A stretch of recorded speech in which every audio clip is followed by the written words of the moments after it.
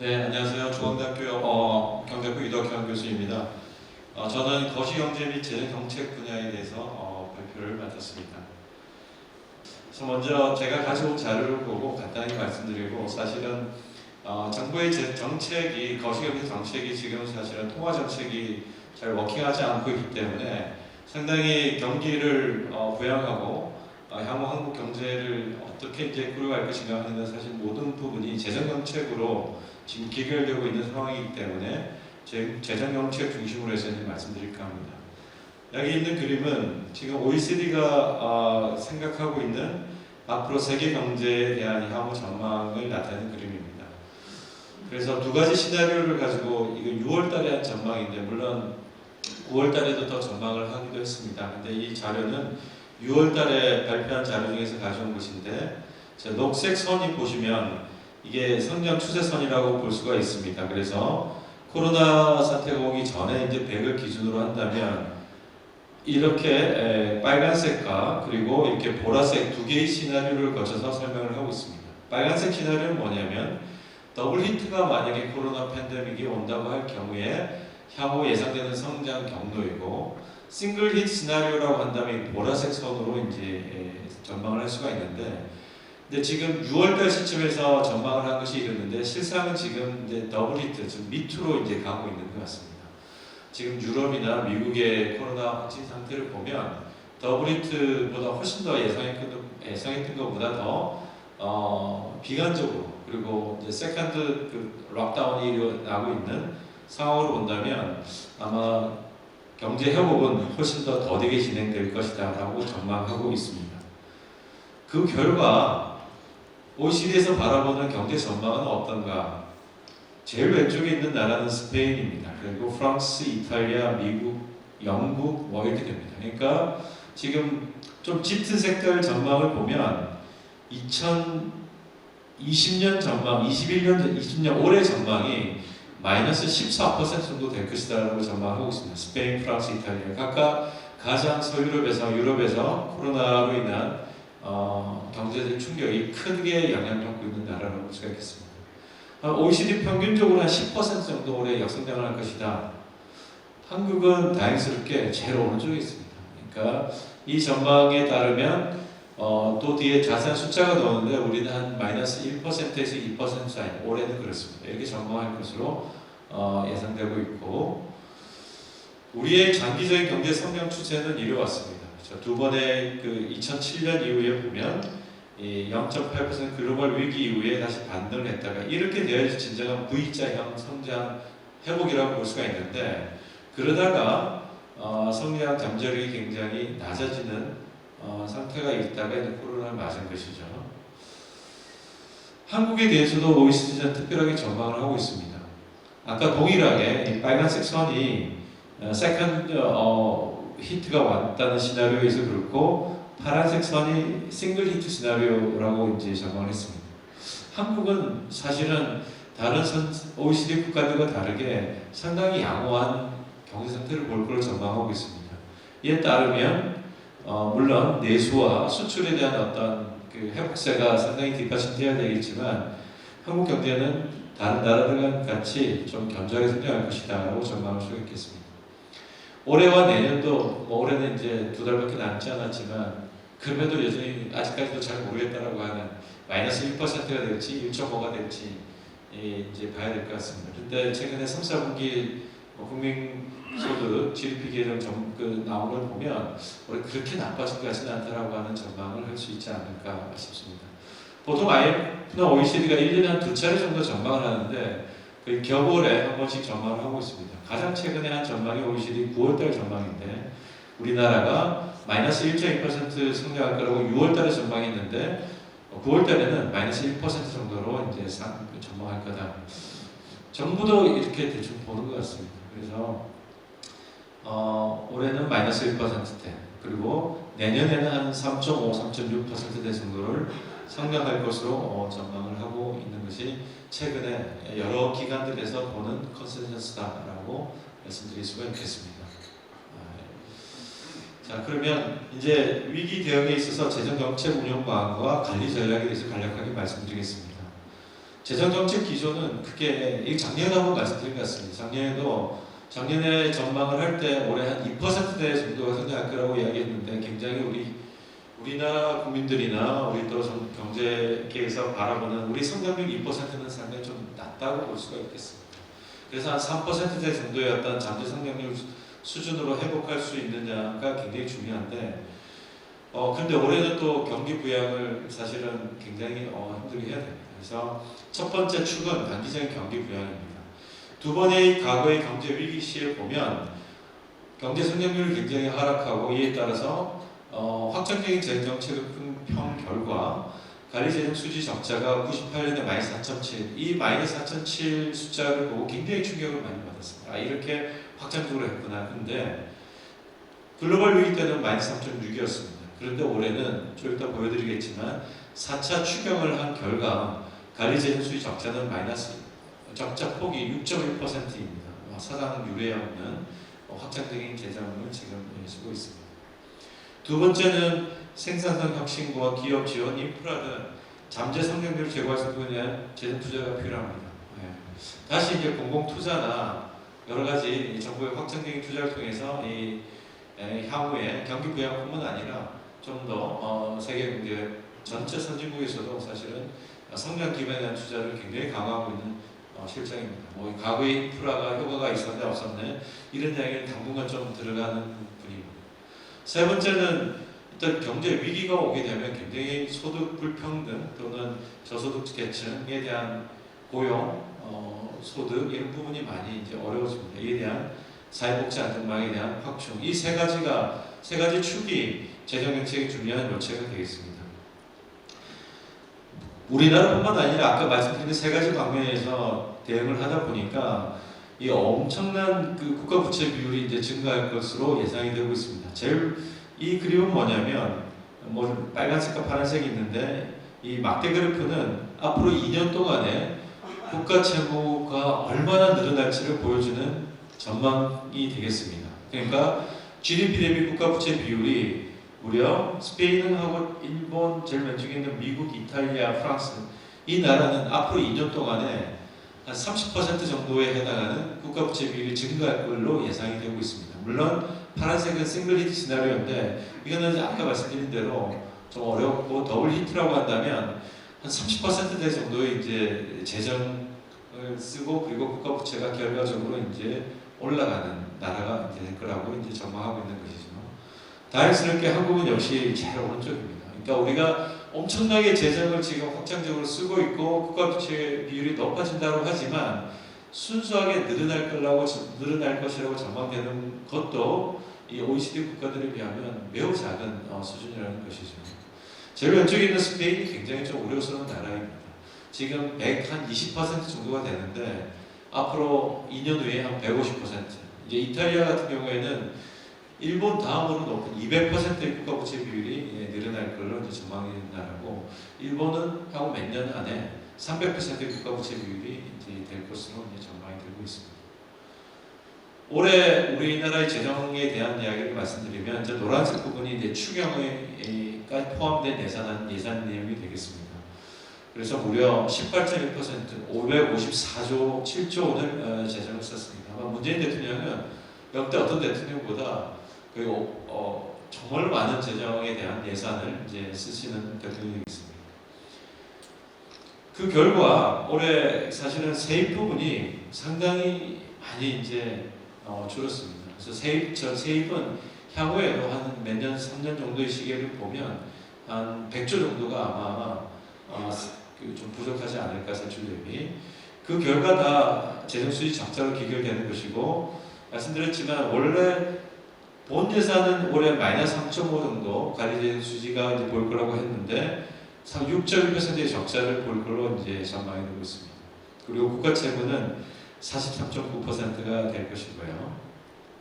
내년도 이제 예산은 세입 부분은 비슷합니다. 올해와 비슷하게 483조 정도가 될 걸로 예상이 되고 총 지출은 이게 본 예산 대비 8.5%지만 사실은 4차 추경안과 비교해보면 내년 예산도 올해 예산과 비슷하게 550조 정도 물론 내년에 추경이 없다라고 하는 전제하에서 그렇습니다. 제가 어제 국회 예산 기금 그 이제 예산 결산 소위원회에서 이제 공청회가 있어서 진술을 갔는데 좀 벌써부터 이제 내년 추경 이야기를 하시는 국회의원도 계시고 그랬습니다. 그래서 일단 555조라고 하는 돈은 굉장히 큰 돈인데 이걸 정말 잘 쓰고 나서 좀 지켜봐야 되지 않나 하는 생각입니다. 내년도도 재정주의 적자가 5.3% 적자, 그리고 국고채무는 46.7%로 내년에도 올해와 유사하게 굉장히 확장적인 재정이 지출 증가율이 추경에 대해서 사실은 0.1%밖에 되지 않습니다. 하지만 관리재정 수지 적자를 보면 내년도 재정도 굉장히 확장적인 재정이라고 볼 수가 있겠습니다. 이 부분, 이 테이블은 뭐냐면 내년도와 앞으로 4년 동안의 정부의 재정에 대한 방향입니다. 말씀드린 대로 보건복지, 노동, 환경, R&D, 산업, 중소기업, 에너지, SOC 이 분야들은 전체 다 합하면 재정 지출의 50% 정도, 즉 반이 넘는 재정의 분야를 차지하고 있는 지출 항목들입니다. 이 부분들은 내년도 지출 증가율도 전체 증가율 8.5%보다 더 높은 증가율로 계산되어 있고 앞으로 향후 5년 동안 지출 증가율 5.7%보다도 높은 분야입니다. 그러니까 이 분야가 아까 말씀드린 세 가지 재정 정책의 그 중요한 축을 담당하고 있는 분야라고 볼 수가 있겠습니다. 상대적으로 이 부분은 이제 조금 좀 지출 증가율이 떨어지는 분야라고 볼 수가 있겠습니다. 그래서 내년도 예산과 앞으로 향후 한 5년 동안은 이런 계획을 가지고 정부 재정이 투입될 것이다 라고 보여집니다. 이 그림은 굉장히 가상적인 그림입니다. 뭐냐면 과거에 재정 규모가 늘어나는 것은 경제가 상당히 성장하는 데 도움이 된다. 하지만 어떤 일정한 시점을 지나면 재정을 늘리는 것이 그렇게 긍정적이지가 않다라고 하는 일종의 역유자의 경제 성장과 재정 규모의 관계를 좀 상정을 했습니다. 그래서 이제 우리가 일각에서는 너무나 규모가 커지다 보면 이게 경제 성장에 부정적인 영향을 미치지 않을까라는 비판적인 시각도 있습니다. 하지만 과거에 우리가 오른쪽에 있는 그리면 제가 볼 때는 G1과 G2 어둠에 아마 있을 거라고 생각합니다. 그래서 성장률이 과거보다 높은 성장률을 시현할 수는 없겠지만 우리가 3%나 4% 정도의 어떤 성장률을 앞으로 가져오기 위해서는 또 한 번의 어떤 재정에 대한 어떤 역할이 필요하다. 그래서 굉장히 효율적이고 앞으로 성장 기반적인 그런 재정 지출을 해야 되지 않겠는가라고 하는 면에서 이 두 개의 듀얼 피크를 가지는 관계를 한번 생각해 볼 수가 있고 이건 한번 실증적으로도 좀 찾아보고 연구를 해보면 좋지 않겠나 하는 생각에서 제가 가상적으로 한번 제안해 드리는 그림입니다. 그 다음에 이제 국가 부채와의 재정 건전성에 대한 논쟁이 상당히 있습니다. 세 가지 질문을 한번 던져봅니다. 현재 우리가 가지고 있는 국가채무 비율은 적정한가? 그리고 이 채무는 지속 가능한가? 그리고 재정을 좀 재정 준칙이라고 해서 좀 정부가 너무 재정을 많이 쓰는 것 같으니까 이걸 좀 법으로 정해서 많은 국가 부채가 생기지 않도록 묶는 것이 필요하지 않은가 하는 그런 문제 제기를 해볼 수가 있겠습니다. 그래서 우려하는 게 이제 국가채무 비율이 너무 높기 때문에 국가신용 등급에 좀 문제가 있지 않을까. 여기 굉장히 많은 금융시장에 종사하시는 분들 계시는데 한국의 국가신용 등급 물론 S&P 이게 세 가지가 다 있을 수 있는데 피치나 무디 비슷한 그림입니다. 우리가 외환위기 때 굉장히 부정적인 등급으로 떨어졌다가 상당히 계속해서 중립, 파지티브 이렇게 해서 유지되고 있습니다. 국가 신용 등급을 결정하는 것은 국가 부채 비율만은 아닙니다. 물론 이게 중요한 요소이기도 한데 결국 국가 신용 등급의 결정에 있어서는 그 나라의 펀더멘탈한 경제적인 여건, 그 다음에 정치적인 또는 사회적인 안정, 외환시장의 안정, 금융시장의 안정 이 모든 것이 다 고려되어야 된다는 것이죠. 그래서 국가 신용 등급을 결정하는 데 있어서 국가 부채 비율은 물론 그렇게 아주 중요한 요소긴 한데 절대적인 것은 아니다라고 하는 말씀을 하나 드리려고 제가 가져왔고 국가 부채 비율의 적정성은 사전적으로 적정한 비율은 사실 없다는 것입니다. 그러니까 우리가 마스트리트 조약을 이야기할 때 3% 재정수지 적자와 60% 국가 부채 비율을 이야기는 하지만 이것이 어떤 절대적인 것은 아니고 유럽 단일한 통화를 가지기 위한 국가 협약에 기초한 것이 그런 어떤 특수한 목적을 가지는 거실되는 의미가 있습니다만은 우리나라 같은 경우에 어떤 한 사회의 어떤 재정 정책을 이야기할 때 어떤 사전적으로 또 이론적으로 뒷받침되는 어떤 적절한 수준은 사실은 특별하게 없다라고 이제 볼 수가 있고요. 그리고 우리가 국가 부채 적정한 어떤 또 이게 지속 가능하냐, 채무가 지속 가능하기 위해서는 사실은 현재 수준에 해당하는 이자를 우리가 잘 갚을 수 있느냐, 이런 것들을 고려가 돼야 될 거라고 생각합니다. 그리고 또 고려해야 될 요소들이 현재 우리 국가 채무가 굉장히 단기적인 채무 이 비중이 높아지고 있다라고 하는 사실, 그러니까 채무가 만기 구조가 또 상당히 장기화되고 있다는 이 사실하고, 현재 또 국채 이자율이 굉장히 낮다. 과거에 5%, 6% 발행하는 이자와 지금 1%대 굉장히 낮은 수준을 발행하는 국채에 대한 부담은 상당히 좀 적다라고 하는 사실. 그리고 우리 실제로 1년에 한 18조 정도 이제 의무지출로서 국가 채무에 대한 부담을 이제 가져오는데 이자 지출입니다. 이게 우리의 경상 GDP에 비하면 1%도 안 되는 수준으로 충분히 우리 경제가 감당할 수 있는 수준이다라고 볼 수가 있겠습니다. 그리고 단기 채무 비율이 이제 낮다는 거 하고 또 외국인이 보유하고 있는 국가 채무 비율이 굉장히 낮다. 이런 사실로 볼 때 현재 우리의 채무는 상당히 좀 지속 가능하다. 향후 한 5년 정도는 가능하다 이렇게 볼 수가 있겠습니다. 이것도 마찬가지 이 사실이고요. 그 다음에 이제 말씀드릴 것이 재정 주칙에 대한 어떤 그 도입인데, 기재기획재정부가 60%와 3% 통합재정 수지 비율 뭐 복잡한 산식이 있는데, 요체는 국가 부채비를 앞으로 한 60%대에서 막아야겠다. 뭐 이런 생각을 가지고 있습니다. 그래서 만약에 지금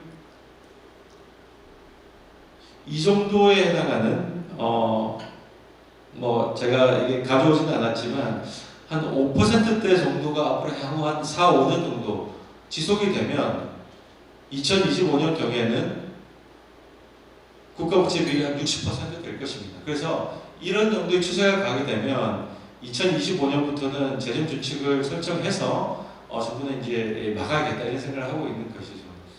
그렇지만 제가 볼 때는 한국형 재정 준칙, 재정 도입할 때는 이것이 도입하는 것이 필요하고 타당한가, 그리고 이게 효과적인가, 이런 것들에 대한 판단을 해야 될 거라고 생각합니다. 우리 경제는 단기적으로 재정 건전성이 아주 급속하게 스페인을 보니까 스페인이 2007년에 한 40%였습니다. 그리고 지금부터 한 13년 정도 지났는데 스페인이 한 100% 정도가 올라갔습니다. 스페인 경제를 보면 스페인 경제가 건설업이나 관광이 특별하게 그 나라의 제조업이나 첨단 산업 이런 거에 대한 펀더멘탈이 그렇게 강하지 않습니다. 그러니까 스페인 같은 경우에 두 차례의 위기, 글로벌 위기와 유럽형 재정 위기 두 번의 큰 위기를 겪고 회복이 되지 않은 경제라고 볼 수가 있는데, 우리는 아까 보았듯이 2008년 위기도 그렇고 2011년 위기도 그렇고 남들 굉장히 선전하고 있는 경제라고 보여집니다. 사실 그리고 우리나라 기획재정부는 굉장히 많은 재정에 대한 수단을 가지고 있습니다. 그래서 OECD나 IMF에서는 우리나라 같은 경우에는 사실은 재정 준칙이 있는 나라다라고 이렇게 평가를 하고 있습니다.